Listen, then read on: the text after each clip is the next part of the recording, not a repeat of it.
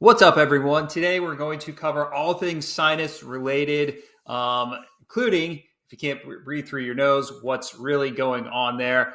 This affects a whole lot of people. It's a big, big nuisance, and sometimes it leads to totally unnecessary surgeries. Sad to see. So we'll get to that in just a moment. If you already subscribed to my channel, welcome back. If you're new to me, my name is Dr. James Nall. I'm a chiropractor who quit doing functional medicine years ago because I realized it doesn't actually work at the end of the day. It's just a nice little thing to make you feel like you're doing something useful, but you're not. I found medical medium protocols in 2016. I've never looked back. It is the best thing out there for healing. I have a coaching program where I show other high performers how to implement these protocols so they can get the results they've always been looking for. But I realize not everyone is going to be willing or able to do a coaching program with me. So I did want to provide some free content here and give those of you who are just looking to see what's up, what I'm all about, give you some insight through these videos. So let's get right to it. So what are we talking about when we're talking about sinus issues? There's a lot of ways that these can manifest, right? You can have chronic sinusitis. You can have sinus infections, allergies, seasonal allergies. I'm allergic to ragweed and pollen and all this stuff. Sinus congestion. You can have pain or pressure around those sinuses. Postnasal drip, scratchy throat, things like that. Sinus headaches. Ooh, those are nasty. These are all too common. And people, this is an easy one. People reach for those over-the-counter decongestants. And if they get severe enough, those stop working. They end up going to their medical doctor, doing all this other junk that's totally unnecessary. So let's clear some things up here. So when you look at what most people say the cause of these sinus issues are, they're in the ballpark. They talk a lot about viruses. They talk some about bacteria. Now the immune system can be involved. So they're getting close. But then they also say, well, allergies are the reason someone has sinus issues. But that's not a good answer. So you're saying some people were just born to be sensitive to ragweed? Nah, that doesn't really check out. That doesn't really make sense if you think about it. And some people say, well, they have a deviated septum and that's why they have sinus issues. I don't think that's really a good answer either. Does everyone who has a deviated septum have allergy or sinus issues? And does everyone who has sinus issues have a deviated septum? I don't think so. I don't think that's quite right. So what's real? Very simple here. One word, one syllable answer. Strep. Streptococcus bacteria. That is the culprit. This stuff burrows into your sinus cavities and it'll set up shop there. And it causes inflammation. It leads to the mucus formation. It leads to all those symptoms. It irritates that. It creates pressure. It does all that nasty stuff we talked about just a second ago. So if your sinus issues are to a point where you're like, I really got to do something about this, and everything I've tried hasn't really helped so far, your job should be to learn how to set your body up so that strep cannot survive there. And if you can do that, your sinus cavities will heal. You will start to feel great. You'll start to feel amazing once again. You can clear this up. That's all you have to focus on. Like anything else, the protocols, the steps that need to happen, they're simple. They're not very complex, but it's not always easy to implement these in the real world.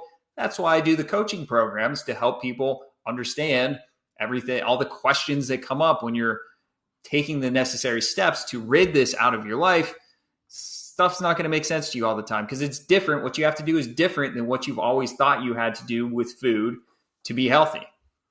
But at some point, we have to face facts like what you thought you had to do to be healthy has led you to where you're at today.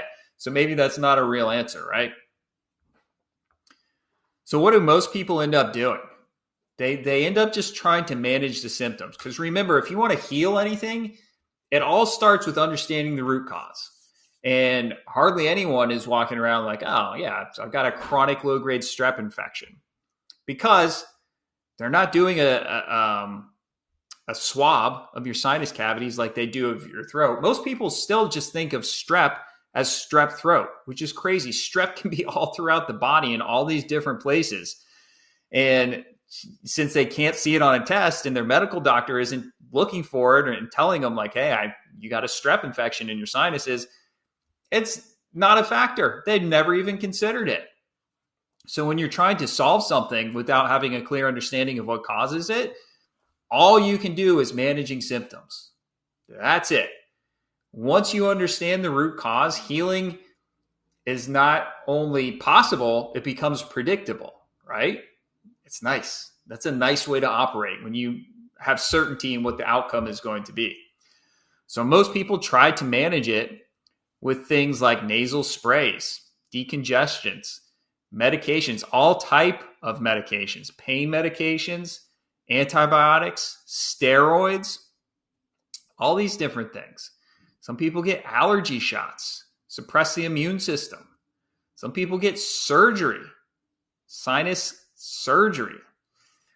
Man, they go through a lot. And you know, a lot of these things, antibiotics especially, ultimately make the strep worse. Believe it or not, make it worse. Strep has become like it's the antibiotic resistant superbug.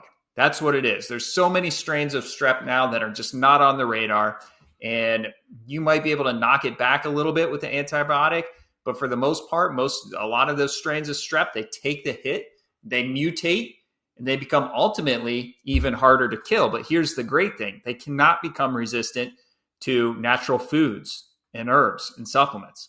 So thankfully we have that, and that is ultimately the way out that we'll talk about more in a second. But all this stuff is never going to fix the root cause. Even if you were somehow able to do surgery, let's say, and like scrape the strep off out of there, guess what? You never addressed the reason why strep was able to take hold in the first place. You haven't supported your immune system enough. So guess what's going to happen eventually? You're going to be back in a similar situation at some point. So you got to choose your path, which path you want to go down. Hopefully you want to go down the natural path, and that's why you're here watching this video. When I say those two words together, it sounds like I'm saying naturopath, which is the profession, which I'm not. No knock to them. Some of them do these protocols. They're awesome. A lot of them just do standard functional medicine stuff, which is not great. Not great. All right, so how do you actually fix this? Well, number one, you have to cut off the fuel source to strep bacteria. What do I mean by that? Strep thrives when you're eating eggs, dairy, gluten, corn, soy. It can feed on all of those foods. So as long as you're putting those foods in your body, particles of that food find their way to the strep, and strep finds that food and it becomes more active. That's what causes inflammation. That's why your sinuses are inflamed. That's why you're producing mucus. That's what it is. That's why you're congested. So you have to find a way to cut out those foods. And when you hear that, you're like, well, that's pretty much what I eat most of the time. Eggs, dairy, and gluten. Like, that's the foundation of my diet. Like, yeah. Are you willing to put in the work to get past this? Or if not, like, okay, I understand that, but you have to accept that you're now setting yourself up for a lifetime of trying to find quick fixes so you don't actually have to deal with the problem. It's not fair, but that's the reality of it. But I promise you, you can still be a happy, high-functioning human being on this planet and not eat eggs, dairy, gluten. Plenty of people do it. So you want to cut off that fuel supply. And then you want to bring in natural things that have antibacterial properties. So fruits, all fruit has antibacterial components. Vegetables, leafy greens, great antibacterials.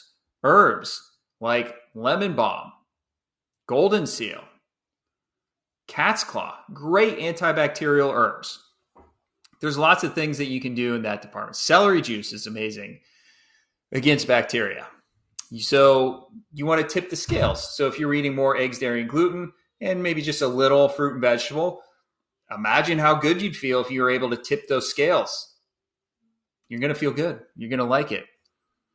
And then you might have a situation where you need to go in and do some deeper cleansing for the liver. And I just made another video about that more recently, because strep can set up shop in the liver. And you want to do everything you can to wipe it out from everywhere in the body. And sometimes that means going to a deeper level of cleansing, just more than just your daily routine. That's a very, very useful thing to do. All right, so what's the outlook for sinus issues? Compared to some other conditions, great. All day, every day. Strep can be killed off. It's not like some other things like EBV, where you're always going to have some of it in the body. Strep can be, hypothetically, can be eradicated, wiped out of the body. Counter argument to that is it's also very easy to pick strep up. You can touch a door handle. You can get in a public bathroom. Like, touch something, it's on a fork at a restaurant, you touch that, it goes in your mouth. Touch something, you accidentally wipe your face, boom, you have another issue with strep. So easy to pick up. So you also want to think about, over time, strengthening your white blood cells, strengthening your immune system so it can knock out any incoming strep that you might pick up along the way. It's also a cofactor of EBV. So what does this mean practically? It means that EBV, and most people carry EBV, is always going to be in your body, even if you've done the right things to kill off most of it. It's always going to be in your body. So if you start slipping and you start eating those things that can fuel these pathogens, and EBV starts to regain some strength and prominence in your system, it's going to be much easier for that strep to come back up with it when you're exposed to it. So just be aware of that. It's not like you can just, it's not practically like, oh, I feel great. My sinuses are great. I did this for, so many months. I feel good. And hypothetically, I'm not ever going to be exposed to strep again. So I must be able to go back to eating whatever foods. No, because that's going to bring back the EBV to life. And that's going to make it more likely that that strep is going to come along for the ride. So another factor that can play a role is someone's antibiotic history. The more antibiotics they had as a kid or throughout their life, sometimes that means you're going to have more work cut out for you to kill off that strep because it's mutated. It's stronger now. It's okay. You can still do it, but just need to keep that in mind because sometimes this is more than just a few months of battling. But overall, outlook great. You can do it. Hit me up if you need help. That's it for today.